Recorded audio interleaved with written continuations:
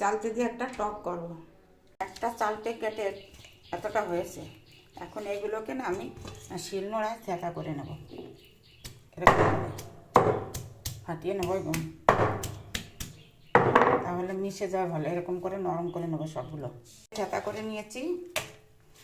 চাল থেকে প্রথমে ভালো করে ধুয়ে কেটে তারপরে এই যে থেঁতা করে নিলাম।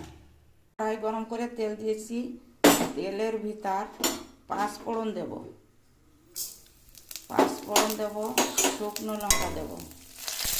এই যে নাড়াচাড়া করে আমি ওইগুলো দিয়ে দেবো। এবার লবণ দেবো। এখানে লবণ আবার বেশি হলে পরে গুড় দিতে হবে, তো একদম একটা যে লবণ কাটা হয়ে যায়, এই জন্য লবণটা বুঝে দিতে হবে, পরে লাগলে দেবে। নাড়াচাড়া করে আমি গুড় দিয়ে দেবো। গুড় দেবো একটা, গুড় এক হাতা গুড়।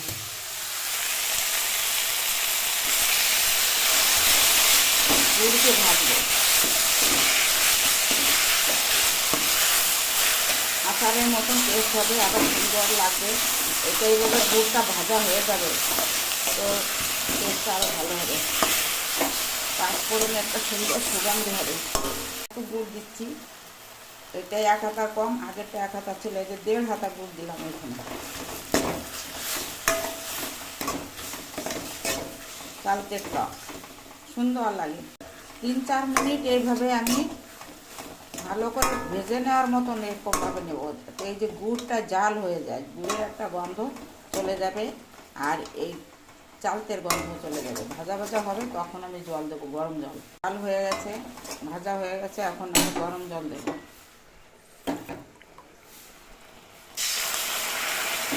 গরম জল দিয়ে দুটো হয়ে গেছে, আর একটা দেবো একটু ঝোল ঝোলালা খেতে পছন্দ করে, তাই এখানে 4 বাটি জল দিয়েছি। জাল হয়ে যাবে একটু, তখন তুলে নেব।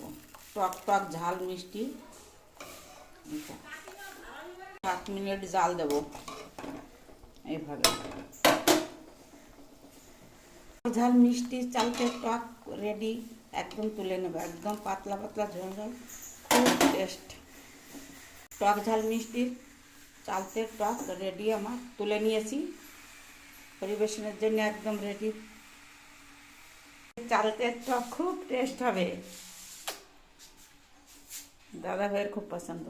উনি টক ছাড়া ভাত খেতে পারে না, আমি টক খেতে পারি না, খুব কম খাই। চলো আজকে মতে এইটা।